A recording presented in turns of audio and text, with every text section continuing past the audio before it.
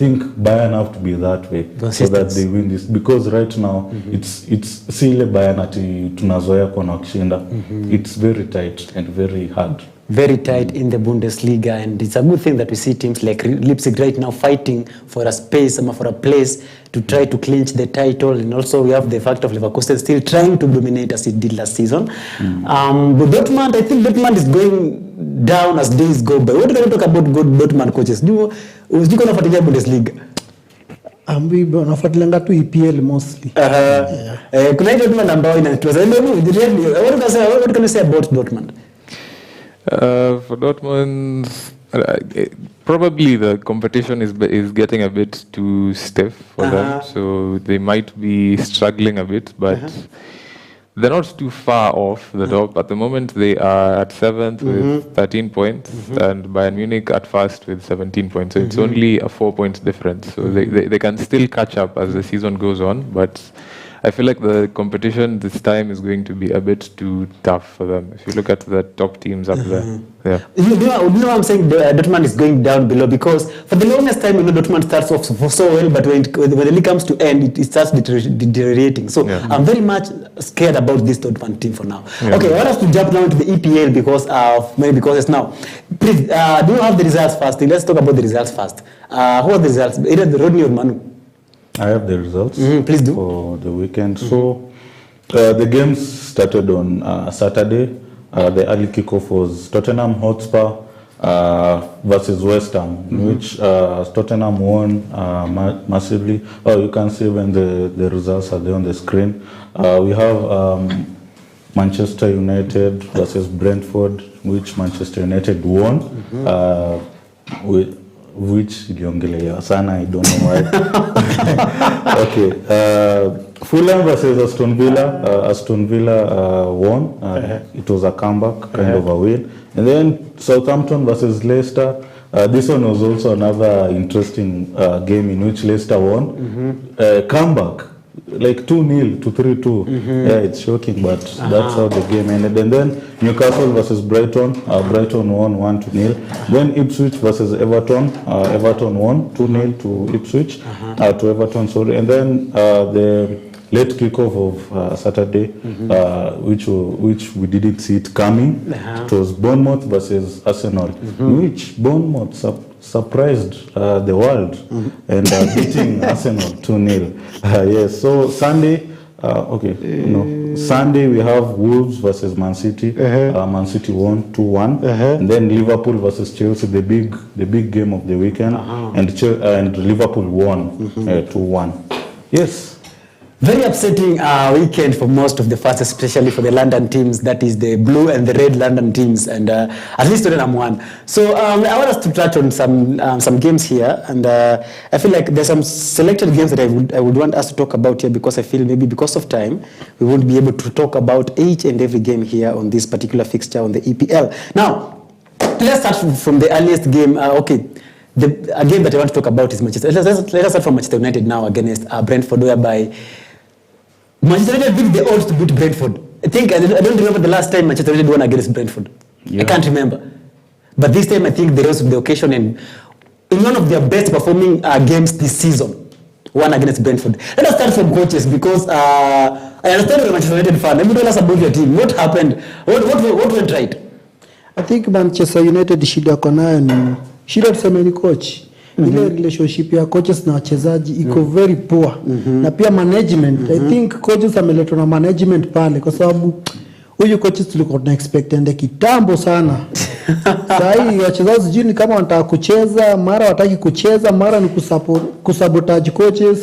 Hatujui Manchester yetu iko aje. Leo tuko on and off. Hata sasa tuko na Europa. Hatujui kama vile tutaperform juu.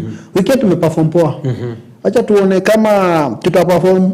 Kama tutaperform tuone kama tutaperform game ya West Ham. Of which kati hizo game mbili lazima moja tushinde. I think coach is not so much. Coach has become about this night in Manchester bado. But it was a good game. I watched that game. I think it was a fit kabisa. And maybe do you think ama ni venye alistuliwa because unasema we expected him to be fired during the international break. But it didn't happen. Do you think now ameanza kuleta the A game? So maybe ilimstua kidogo sasa ataanza perform maybe. Do you think Rodney? What do you think about your team and the coach as a whole? Generally, on the game, first of all, it was a convincing win. And funny enough, we were the underdogs for that game. So Yeah. as much as Manu is saying that we made a lot of noise, it was it was warranted. Everyone had counted us out before even the game was played. So it was a good win for us, and I can't believe what would have happened if we lost the game. There would have been a lot of negativity around our club. So it's a good thing that we won. And the performance wasn't perfect. The first half was a bit shaky, a bit unconvincing, but as we went into the second half, at least we turned up and at least put up a fight and eventually got the win. So I'm not sure if we can carry on the same form. We have some very tough fixtures coming up. We have Fenerbahce on, I think, Wednesday or Thursday. In the Europa League, we have West Ham this weekend. We have, I think, Chelsea next week. So I believe the board has decided now Ten Hag is our man. Since Tuchel is gone, the options who are there on the market aren't as convincing. Or, let's say, better than Ten Hag. So I believe they've just decided now this is a man, stick to him and give him the full support. Hopefully he can make us proud and, hopefully put us back up there. Not win the league, but at least qualify for a Champions League. Let us talk about the tactical approach of that game. I was looking at the squad because this is a fixture whereby a lot of players weren't sure of playing this particular match in that Manchester United side. If you look at a player like Mazraoui, who had fallen sick, I think some days before during this international break, we had notable misses like Kobe Mainu. We had people like Ugarte who weren't even sure till the day to the game that was going to play. We had people like, you see, so there was literally so many injuries in that particular game. And when you look at the tactical approach, I saw Martinez started at the left back. Yeah. And Dalot was pushing out to his natural right position. Whereby I feel he underperformed. I think he performed very well. I don't think for me, if you look how he was contributing in the left back, I think it went a little bit down. I think he's getting comfortable in the left part, if you ask me. From my analysis of that game. I have a different opinion. I feel like he struggles on the left side. That's not his natural position. I know, but I feel like in the recent times, if you look at the performance before the international break, how he performed in the left back in the last game, I think he did better than he did this weekend on the right. I think that's my opinion, though. Some aspects of his game, I feel like it was off. I know the defensive side was good, but I had a problem with the attacking side. Now, let me actually from there. Me personally, okay, I'm not a Manchester United fan. I watched that game. It was a trigger to you. I think Dalot is better at right back, not at left back. You know why? Because as far as also he defends well in the right back, he offers a lot. He offers a lot in the attacking sector. Sana akiwa right back. Ukiangalia kwanza hiyo game hiyo ya Brentford, wakicheza na Brentford, that second half he was making some good runs in the attacking area, and unapata it's something that Ten Hag is trying. I think ni kitu anajaribu Rashford is dropping maybe to kumshikilia, and then Onana sana ni Junior Onana ndo anachapa hizo long balls. Unapata Dalot is making those runs, he's onside, he has timed those runs. So for me, I think Dalot in the right side, he's better because ana offer kuna element fulani ana offer in the attacking area. Hata kama his crossing will be better because he will be crossing with his strong right foot. Akiwa left side ata struggle because left foot yake it's not strong. So I think for me in the right side, and sana hiyo game ya Brentford, he really played well. I think the one thing that maybe it close people's eyes because Rashford had one of his best games in that particular game.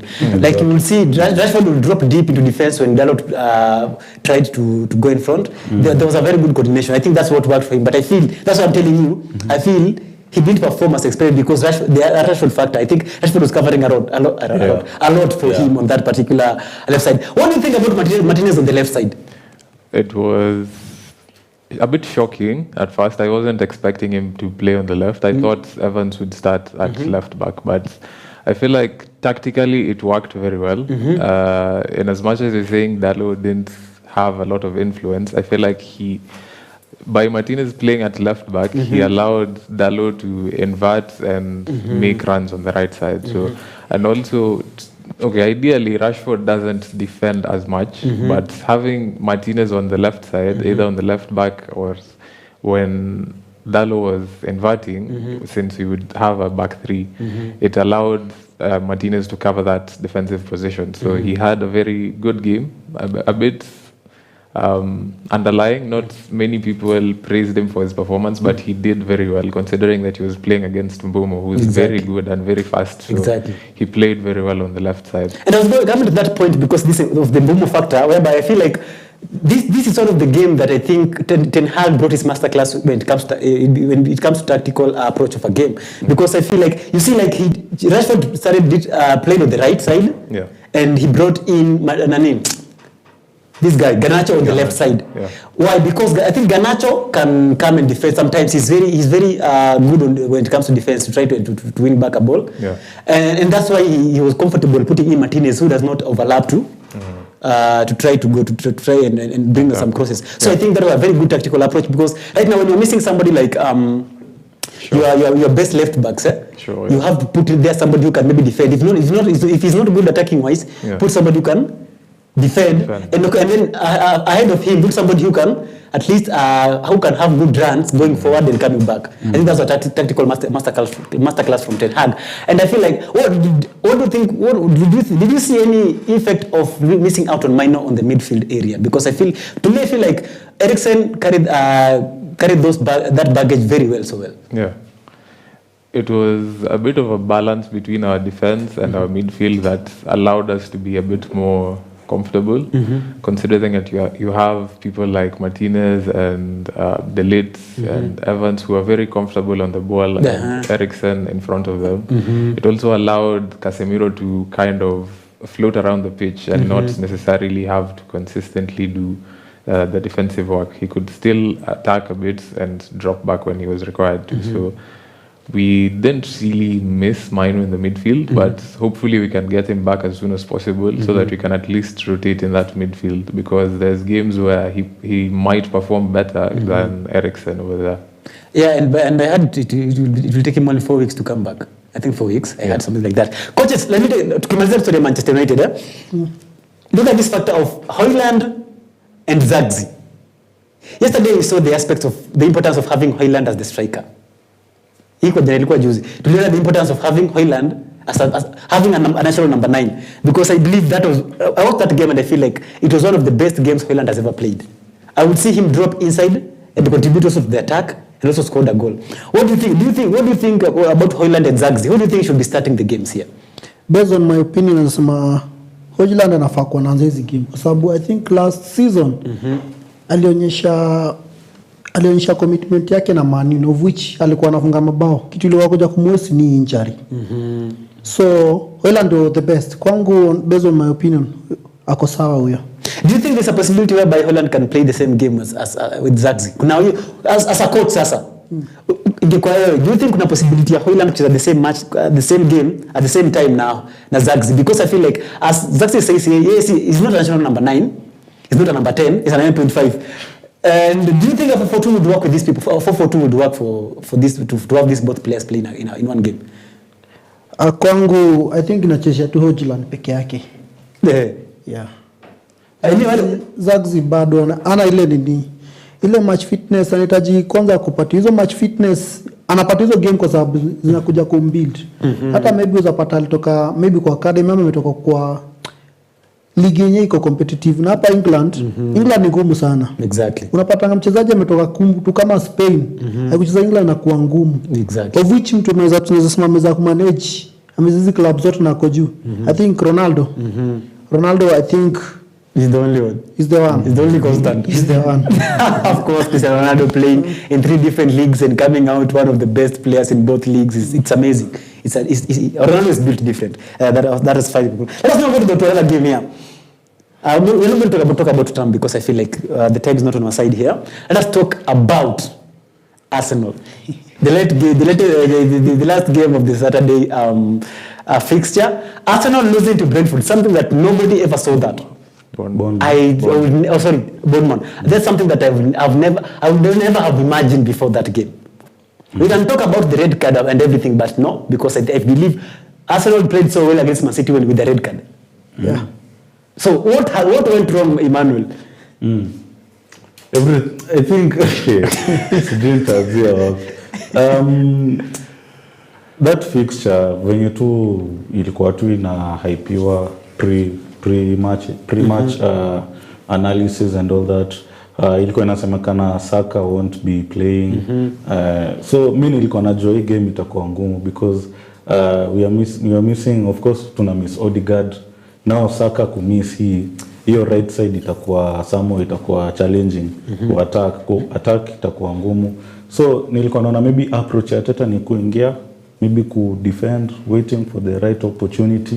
Na una take it. I think even ndo ilikuwa because hata venye game ilianza hakukuwa na ile kutulia, wanatulia na ball venye tumezoea Arsenal venye wanacheza, ile passes zile zenye wanafanya, venye wana progress through midfield hivyo.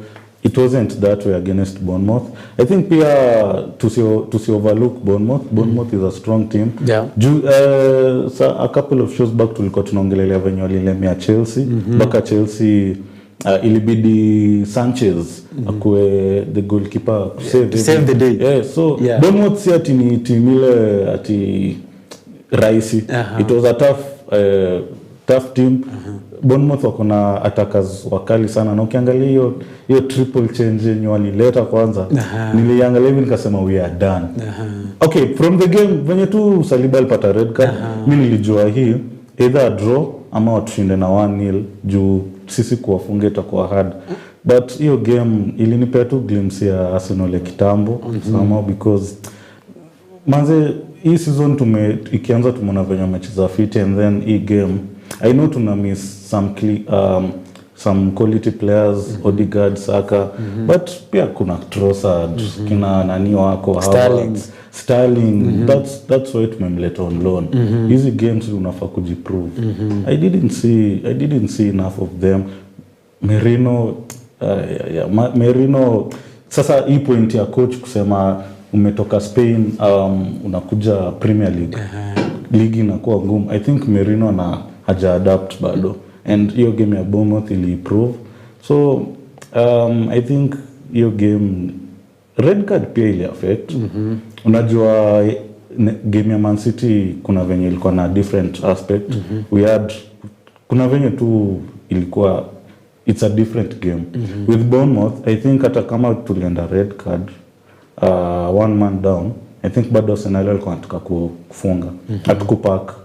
I think ilikuwa tu parking the bus, getting an opportunity and trying to score. And we were getting those opportunities. Martinelli had a clear chance. Tuliforce Kepa alikuwa forced into an error, and Martinelli had a chance. If Martinelli scored that goal, maybe it could have been a different result, but I think Arsenal hapo ilikuwa exposed. Sasa tunaenda next Premier League game ni Liverpool. Hii itakuwa ngumu kwa sababu Saliba akona match ban hapo, red card. Bado Odegaard yuko confirmed kama atakuwa, Saka bado confirmed, hayuko confirmed. Sasa itakuwa ngumu sana. Pia Champions League ndio inakuja. I think hapo pia squad depth kuna venye inaanza kuingia sasa. I think they didn't do much on their transfers. Na it looks like they are not ready. They need to improve. Hiyo game I think ilio expose some stuffs. And then pay point here. This is their third game wamepata red card. Tumecheza 8 games na tumepata 3 red cards. So hii inaonyesha pia discipline side yao pia iko fiti, na pia ukiangalia zile games zenye tumepata red card hatujashinda hiyo game. Na ndio game ya kwanza tumeshinda. So I think Arsenal have a lot to work on. Sana hiyo discipline. Lazima mmalize game na watu 11. Alafu pia they should just work on their chances, midfield. I think they were depending on set pieces na work. Na Bournemouth wakatufunga from a set piece. Exactly. So it's ironic. They've been so notorious scoring from set pieces. Yeah, so I think Arsenal wamekuwa exposed. Hiyo ndio naweza sema wamekuwa exposed, sasa wanafaa waamke. Na kama wanataka challenge for the title, hizi ni games hawafai kushindwa. Bournemouth.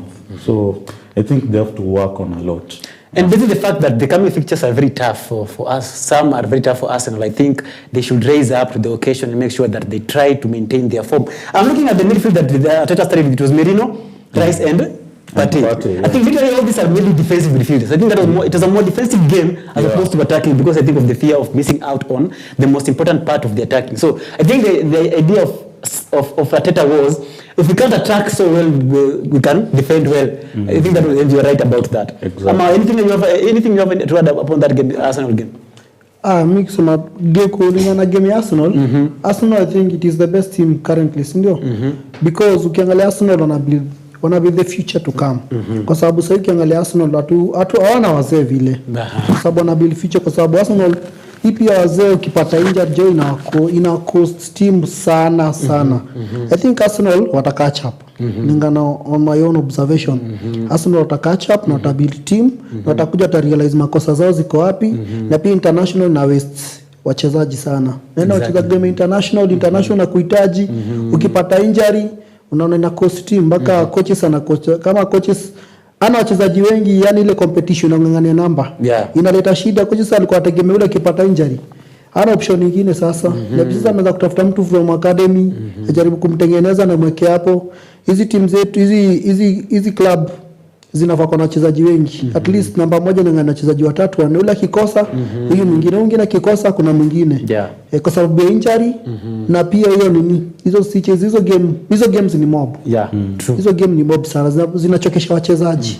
Na player wamekuwa complain sana. Players have been complaining a lot, and it's a factor that is still in discussion, whereby I feel like maybe there's so much thinking about the commercial side of football than the players. They are not thinking about the players, which is a good thing that the coach has touched on. Rolly, do you have anything to add on the Arsenal game?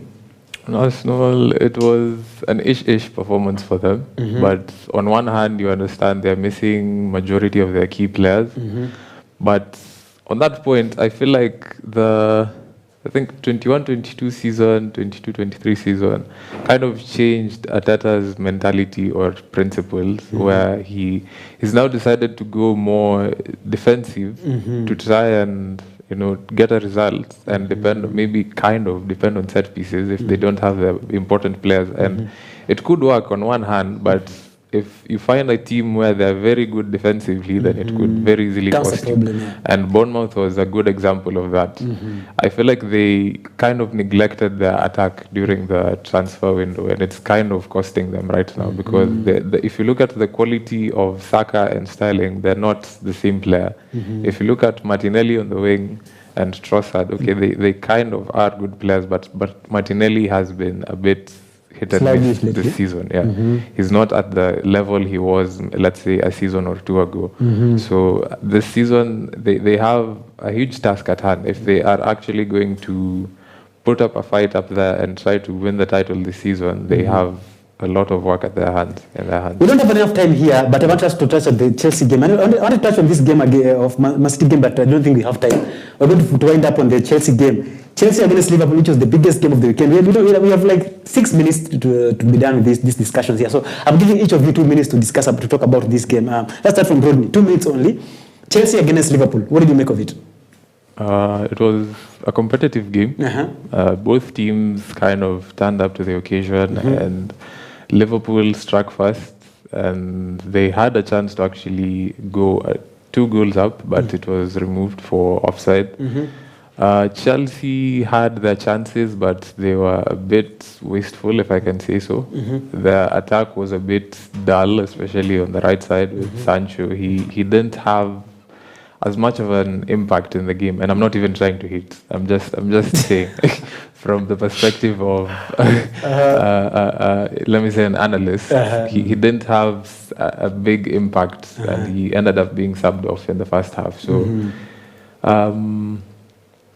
I don't know if Chelsea can keep up with their form, they have very tough fixtures coming up, but they had a good game against Liverpool, only lost by 1 goal, so hopefully they can find their position and keep up with it.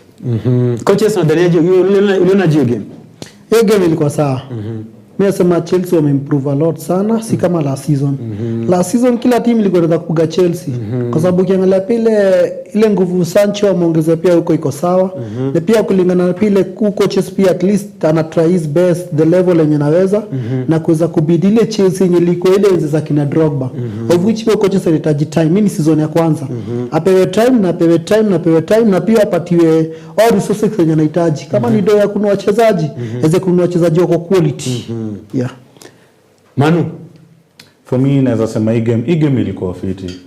Hii game ilikuwa entertaining. Hizi ni teams big, two teams zenye zina as in ni giants big six. Wakipatana inakuanga classic. Na hao walideliver classic. But I think for me nilikuwa naona it was a must win for Liverpool. Ukiangalia venye weekend imekuwa Arsenal lose and then sasa venye Man City waka win na venye Man City wali win dramatically in the final minutes. It was a must win for them. They were like pressure the top. So I think for me Liverpool ndo ilikuwa ishinde, like it was for Liverpool to win. Si ati Chelsea wa win sana. But Liverpool win ndio waweze kuweka pressure kwa title race. Na waliweza kushinda. Mohamed Salah na Curtis Jones ndo walifunga. Na Salah kwa form nyingine, unajua Salah ana break records. Na nimeona kama ingia kwa hii, I think kama ingia kwa hii list ya top goal scorers kwa hii list ya hao wachezaji wamefunga mabao mingi Premier League na Thierry Henry, Sergio Aguero. I think ni season yenye atafunga mabao mingi ndio aweze ku break hizo records. Kuna analyst nilikuwa nasikia sijui kani Jamie Carragher anasema akifunga mabao hivi atapita hata Thierry Henry. For real alisema hivyo na hiyo list ilionyesha inakaa possible. So I think Liverpool it was a must win for them. Na inaendelea kuweka pressure hapo juu. Inaweka pressure kwetu, inaweka pressure kwa City na ligi inaendelea. Yeah. And so it's also a good thing because at least there was noise reduction because they had started making noise, a lot of noise in the recent weeks and because of their triumphs. And you've touched on Sancho and I feel like nilisikia watu Chelsea wakaanza complain Sancho. Niliwaambia this guy that you are celebrating right now, before they go the mid of the season, mid-season, you'll be complaining. At least I was made I felt right for once, and I feel happy that now they can complain about Sancho because we've been complaining for the longest time. But I think they won't complain for long because Chelsea they have a lot of players. Point on your coach amesema ni ukweli. Hii team kuko na a lot of players. Yeah. Msakipata injury huyu mwingine anaingia. Unaona Sancho haku impact vizuri, unaona akatolewa Neto akawekwa, Nkunku anawekwa, kuna Joao Felix, they have a lot of options. Leo ni poa for the I was saying because they were rubbing it on my face all the time. Player when you perform vizuri alishinda perform kwenye, so ilikuwa ni nyuma. So I'm happy right now. I'm laughing at Chelsea fans right now openly. Now, thank you so much for everybody who has tuned in. Thank you so much for everybody who has commented on our post. Let me try to read some comments here. I've seen some on Facebook. People have tuned in. People are talking about it. Pora inarukaruka kidogo. Sijui inarukaruka kidogo tu. Yeah, I have the comments here. Thank you for everyone who has tuned in, who has liked, who has reacted to it. I'm seeing Daniel Ombandi saying Nicolot. Thank you so much, Daniel. We have Emmanuel Muta, Nicolot. Thank you. We have Shamro Kalek and Bamba locked in. David Joy is also tuned in. Thank you so much for everybody who's watching, and the reactions here are amazing. Here, thank you so much. I don't have time to read the reactions, so I think I'm just gonna. That's why I've done a mention on every of that. So thank you so much. It has been an amazing time. But before I conclude, just your final contributions to the show as we wind up. Leo kutoka na team of the week ama because of time I think tunafukuzwa kwa studio. Okay, mimi naweza sema maybe guys watu wa Arsenal msikufe moyo. Naweza sema tu hivyo. It's just the first win. Hii kelele inaendelea kunje si wapotoshe. Unaona? watu wenye wamewapigia kelele wameshashindwa already kwa ligi. Sisi tu tumeshindwa mara moja. So mtulie tu watu wa Arsenal. And then to those wenye wametune in, nasema shukran. Kwa wale wenye wamecomment, kwa wale wenye wamefollow. Conversation tangu saa 8 mpaka saa 10. Mungu awabariki na mkuwe na wiki njema. Yes. Coaches, yangu kuongelea local football hapa Kenya. Ningesema kwa sababu football pia inatengeneza economy ya nchi.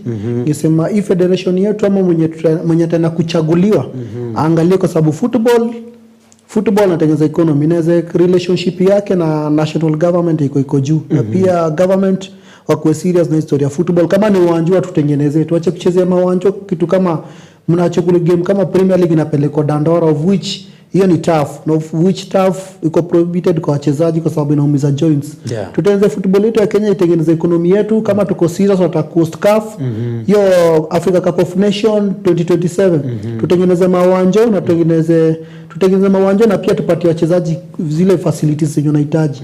Hapo ndio economy yetu itakuja kutengenezeka 2027 na economy yetu itakuwa itabustiwa vizuri sawa, kwa sababu tutakuwa tuna host karibu 24 countries here in our nation. So tuko serious na football. That's why uko Europe wanainvest sana na football.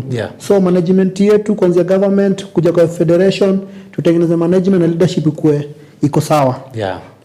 Rodney, thank you everyone for tuning in. Thank you for watching. Have a lovely day as you celebrate your holiday, since we're observing Mashujaa Day today. And to the Manchester United fans, as we always say, kiburi ni ile ile. Tubaki hapo hapo. Hopefully we can carry on with our form and have a blessed week. have a blessed Namba ngapi kwa ligi?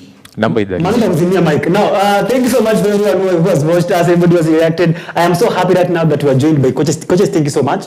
And we are welcome again. Anything you feel like you have something to say, just holler at me, we'll be bringing to the show. Thank you for the contributions. Amazing contribution, especially for the local league, because I feel like we should also emphasize on our local leagues, on our local football, because charity begins at home. That's why we brought coaches here. And anytime you have questions about anything, we'll be bringing him inside, because he has more knowledge on the local league than most people I know. So thank you so much for tuning in, and I'm so glad that we were able to bring this to you this holiday. Continue enjoying your holiday.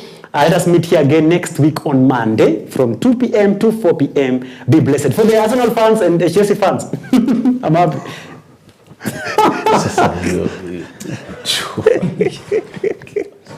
Tumaliza, producer.